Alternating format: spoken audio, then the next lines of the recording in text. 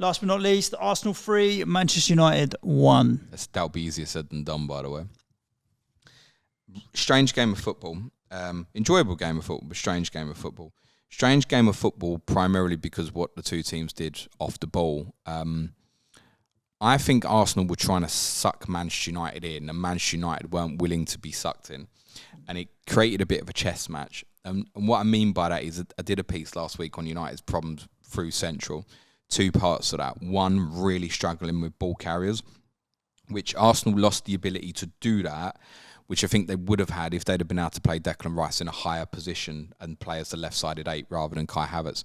Obviously, Garner revealed that Thomas Partey was injured, therefore Rice had to play the deeper position. We'll never know if Rice would have played higher in this fixture. I suspect he probably would have or not. And obviously, late runners, as per the Odegaard goal was saying. And I think what Arsenal were trying to do was really draw United in, because it was fascinating to watch, almost like a game of chicken, where Arsenal were saying, you lot can have it back there. We're not going to come and press when it comes into serious areas. Obviously, you do a really high press, kind of right in the almost final quarter of United. But when United were building towards the halfway line, there was no engagement of press at all. And I could feel it coming through the TV, a little bit of frustration beginning to build with the crowd, because Arsenal were getting at their best with intensity. But I think what they were trying to do was draw United high so they could hit them really fast, right through the middle of them. It didn't particularly work out, and it's actually to United's credit. I think they played all right without damaging or hurting Arsenal per se. But you could make a case that they were value for a draw. The way they ended up with the two centre-backs at the end was almost comical. It has to be said, on the winning goal that's scored by Rice, I think the complaints about a foul are, on a different day you might get it, but not enough to get it overturned. What Maguire and Dalot played really well actually, why they move away from the near post and allow the space to be shot at, I cannot give you an explanation. There are mad individual choices being made by Manchester United game players defensively within game state situation. I did a mad piece looking at Varane and Martinez's abysmal attempts last week to try and play offside against Heung-min Son against Tottenham. They're not working together properly as a collective, irrespective of what individuals are on the pitch. Maybe it would have been different if Lindelof had stayed on again, but it wasn't just Maguire on the final goal. It's Dalot. Watch it back.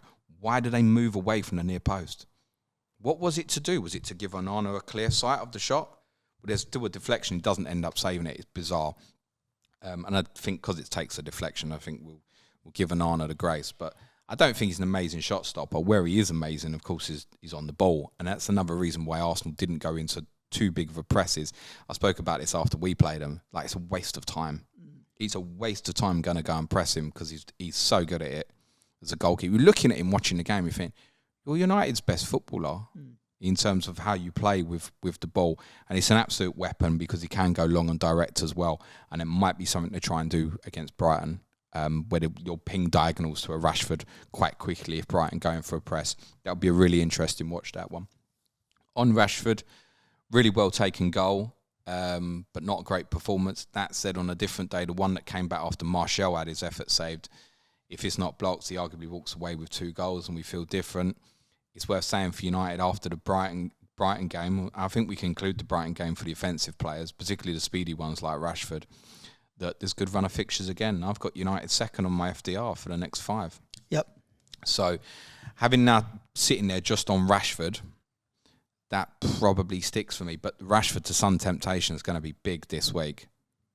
Would you consider flipping it for 1 week and going back?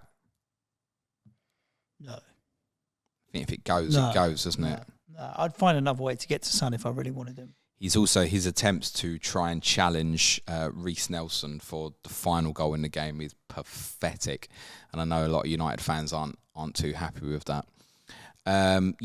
United have got to get out this psyche of losing these games, right? So it's now, 10 away games against the teams who finished in the top 9 last year, and there's 1 point to show from those games. It's a repetitive theme. They're losing these big away games. At what point do questions start getting asked about Ten Hag? That's up to Jadon Sancho, maybe.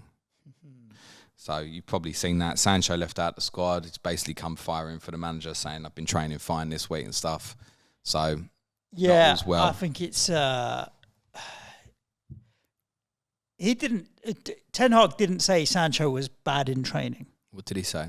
He said it's because of his performance in training. So that's what he said. But it doesn't mean he was bad. It just means he wasn't good enough.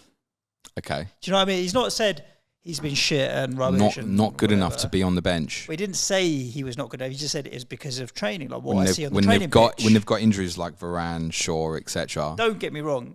I realise it's not comparable, but you should probably still be on the bench. But he didn't call Sancho out. Like he didn't say I want to see more from him. He's rubbish or whatever. He just said it was because of watch his training. Okay.